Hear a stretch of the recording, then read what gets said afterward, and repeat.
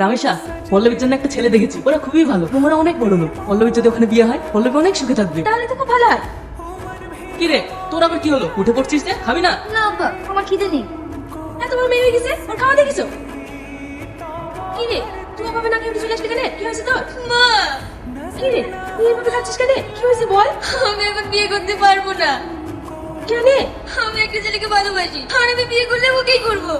তুই কি বলছিস? আমি কিন্তু জানি না, আমি ওকে ছাড়া বাঁচবো না, ওকে ছাড়া আমি মরে যাবো। এইসব কথা যদি তোর আপা জানতে পারে, তাহলে তোকে শেষ করে দেবে। তুমি আব্বাকে বুঝিয়ে বললো না, নাহলে আমি ওকে ছাড়া বাঁচবো না। কৃষ্ণি, আপা বাড়ি আসো, আমি সব বুঝিয়ে বলছি। কি হয়েছে পল্লবী? আমার বাড়ি থেকে বিয়ের জন্য কথা চলছে।